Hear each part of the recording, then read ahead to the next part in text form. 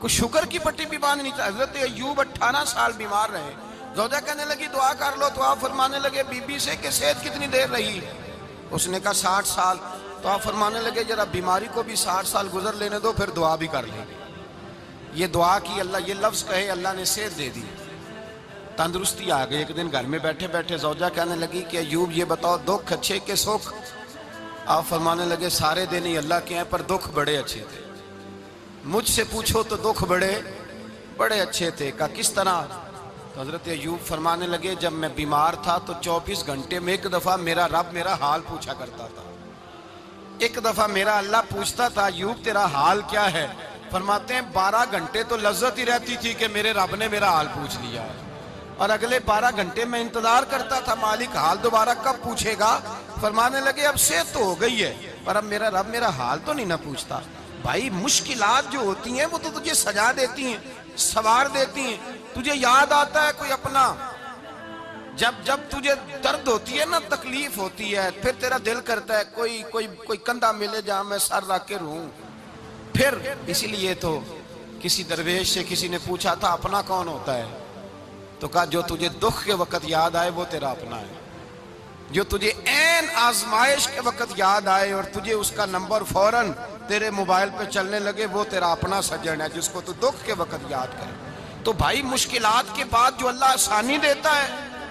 حضرت ابراہیم کو آگ میں بھی پھینکا گیا، حضرت ابراہیم علیہ السلام کو ستایا بھی گیا، نکالا بھی گیا، لیکن جب ان مشکلات سے گزرے تو میرا رب فرماتا ہے وَإِذِ ابْتَلَىٰ إِبْرَاهِيمَ رَبُّهُ بِكَلِمَاتٍ فَأَتَمَّهُنَّ قَالَ إِنِّي جَاعِلُكَ لِلنَّاسِ إِمَامًا. کہا جب ابراہیم پورے اترے تو پھر ہم نے انہیں امام بنا دیا. یا اللہ کس طرح کی امامت دی؟ فرمایا میں نے اتنی اعلیٰ شان عطا کی ہے کہ اپنے لاڈلے رسول کو جناب ابراہیم کی نسل میں پیدا فرما دیا ہے. میں نے مصطفیٰ کو ان کی نسل میں پیدا کر دیا، قیامت تک کے لیے ان کا وقار بڑھا دیا. اللہم صلی علی محمد وعلی آل محمد کما صلیت علی ابراہیم وعلی آل ابراہیم. ان کی عظمت بڑھا دی اس لیے کہ جب وہ آزمائش سے گزر کر کے آئے پھر جو آسانی دی. میرے نبی پاک صلی اللہ علیہ وسلم نے دین ابراہیمی کی بہت ساری چیزوں کو رکھا. کہا میں ملت ابراہیمی پہ ہوں.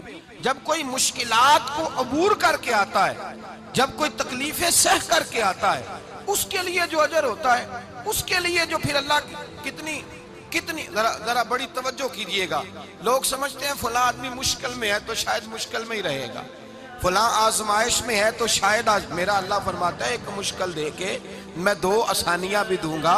تم مشکل دیکھ رہے ہو، مشکل نہ دیکھو، وہ جو اس کو بعد میں آسانی آنے والی ہے، اور ڈبل جو میں اس پر نعمت کرنے والا ہوں اس کو دیکھو. حضرت یوسف کو بھائیوں نے کنویں میں ڈال دیا تھا، اور جب کنویں سے نکلے تو مصر کے بازاروں میں بکے، اور پھر زلیخا نے الزام لگایا تو حالات بگڑ گئے. حضرت یوسف کو جیل جانا پڑا. کتنی کٹھن زندگی تھی، لیکن میرے مالک کو کچھ اور ہی منظور تھا. کنویں میں گرنے والے، بازار میں بکنے والے، جیل میں جانے والے، الزام لینے والے جناب یوسف کو رب کریم نے اسی مصر کا بادشاہ بنا دیا. اللہ پاک نے اسی مصر کا حکمران بنا دیا. یاری تیری سونا ہے پر ازمیشاں تیریاں اگ. اے سونا پرکھیا جاوندا ہی پہلو نال اگاں دے لگ. اس کے لیے تھوڑا سا جتن کرنا پڑتا، تھوڑے کٹھن حالات سے گزرنا پڑتا، تھوڑی آزمائشوں کا روپ دیکھنا پڑتا. ہم چاہتے ہیں کہ ہمیں چھیڑے کوئی نہ کوئی تکلیف نہ آئے، کوئی آزمائش. یہ ہو نہیں سکتا میرے بھائی. نامی کوئی بغیر مشقت نہیں ہوا. 100 بار جب عقیق کٹا تب جا کر نگی ہوا. ہم چاہتے ہیں کہ ہمیں کچھ بھی دقت نہ آئے، مشکلات نہ آئے. اور مشکلات تو انسان کو سنوارتی ہیں بھائی، وہ تو نکھارتی ہیں. کبھی پوچھا کرو جا کر کے کسی گندم کے دانے سے کہ تو کہاں سے ہو کے آیا ہے، کہاں سے نکل کے آیا ہے، تو وہ بتلائے گا کہ بڑے مشکل مراحل سے گزرا ہوں اور پھر اللہ نے مجھے طاقت دی ہے کہ میں انسان کے وجود کا حصہ بناؤں. تو بھائی کٹھن مراحل، آزمائشیں، تکلیفیں یہ انسان کو بڑا انسان بنا دیتی، یہ اس کے لیے ترقیوں کا پیش خیمہ ہوتی. ہمارے جوان پریشان ہو جاتے ہیں، عورتیں خاص کر کے اس بات پہ توجہ کریں، وہ بڑی جلدی غم لے جاتی ہیں. وہ کہتی ہیں جانے میرا کچھ ہوگا ہی نہیں، جانے میرا کچھ ہو ہی نہیں سکتا. میرے بھائی درجنوں اور بیسیوں لوگ ایسے ہیں جن کی اولادیں نہیں تھی لیکن نام ان کا ان سے بھی زیادہ ہے جو بڑے بڑے صاحب اولاد. حضرت خواجہ معین الدین اجمیری کو جانتے ہیں آپ لوگ؟ نہیں، جو جانتے ہیں وہ بولے جانتے ہیں جی؟ لو جی، کافی سارے جانتے ہیں، تھوڑے جی رہ گئے نا۔ جانتے ہیں نا خواجہ صاحب کو؟ ان کے کسی بیٹے کو جانتے ہوں؟ نہیں جانتے، نہیں جانتے، نہیں جانتے آپ ان کے بیٹے کو۔ حضرت خواجہ معین الدین اجمیری رحمت اللہ تعالیٰ علیہ کے بیٹے کو نہیں جانتے، لیکن ویسے آپ ہندوستان میں کسی آدمی کو چھیڑ کے دیکھیں، وہ کہے گا میں خواجہ صاحب کا روحانی بیٹا ہوں، میں اولاد۔ حضرت غوث اعظم رضی اللہ تعالیٰ عنہ کی اولاد کو کم لوگ جانتے ہیں، لیکن آپ ویسے کسی کو پوچھ کے دیکھیں 11ویں والا پیر کون ہوتا ہے، ہر آدمی ہاتھ اٹھا کے بتائے گا خدا کے فضل سے ہم پر ہے سایہ غوث اعظم کا، ہمیں دونوں جہاں میں ہے سہارا غوث اعظم۔ لوگ جھوم کے بتلائیں میرے بھائی، یہاں لوگ پریشان ہو جاتے ہیں کہ اولاد ہوگی تو یہ ہوگا، فلاں ہوگا تو یہ ہوگا۔ بھائی ایسی کوئی بات نہیں، میرے پاس پیسے ہوتے تو میرا ابا بیماری سے فوت نہ ہوتا۔ جو مالدار ہوتے ہیں تو کیا وہ بچ جاتے ہیں؟ حضرت اسرائیل انہیں چھوڑ جاتے ہیں؟ او خدا کے بندے تو کیسی بات کر رہا ہے؟ یاد رکھ، یہ جو آزمائشیں ہوتی ہیں، یہ جو تکلیفیں ہوتی ہیں، یہ جو تھوڑے سے مشکل حالات ہوتے ہیں۔ حضرت یونس علیہ السلام کی دوستی ہوگی حضرت جبریل امین سے، تو جناب جبریل ملنے آئے۔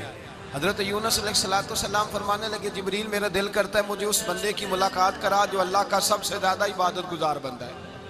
حضرت جبریل امین لے گئے دور فلسطین کے علاقے میں، اور لے جا کر ایک بندے سے ملاقات کرائی جس کی دونوں آنکھیں بھی کوئی نہیں تھی، دونوں بازو بھی کوئی نہیں تھی، دونوں پیر بھی کوئی نہیں تھی، اور اس بندے کی زبان پر لفظ بڑا کیا جاری تھے، یا اللہ تیرا شکر ہے، یا اللہ تیرا، بول کے کہیے یا اللہ تیرا، اے اللہ تیرا شکر ہے، شکر کر رہا تھا۔ حضرت جناب سیدنا یونس علیہ السلام کہنے لگے میں نے تجھے عبادت گزار کو ملانے کو کہا تھا، تو کہاں لے آیا؟ تو حضرت جبریل کہنے لگے یا یونس، یہ ہر چیز جانے کے باوجود اپنے رب کی رضا پہ راضی ہے۔ اس وقت دنیا میں نبیوں کے بعد جس سے اللہ سب سے زیادہ پیار کر رہا ہے وہ یہی بندہ ہے، یہ اپنے رب کی رضا پہ راضی ہے۔ اے تن میرا کنگی ہووے تے میں زلف سجن دی باواں، تے پوش میرے دی جتی بن جائے تے میں یار دی قدمی آواں، مارو مینو مار مکاؤ کوئی عذر نہ پیش لے آواں، تے جے سونا ہی میرے دکھ وچ راضی، جے سونا ہی میرے دکھ وچ راضی، جے سونا ہی میرے دکھ وچ راضی، تے میں سکھ نو چلے ڈاواں۔ مالک کی جب اس حال میں راضی ہے تو بس ٹھیک ہو گیا۔ وصل اچھا ہے نہ فراق اچھا ہے، بس جس حال میں محبوب رکھے وہی حال اچھا ہے، بس جس حال میں انہوں نے رکھا بات ٹھیک ہو گئی۔ اس میں اب انسان شکوہ کرتے پھرے کہ یہ کس طرح ہے وہ کس طرح، اپنے آپ کو مطمئن رکھا ہے۔ مشکل کے بعد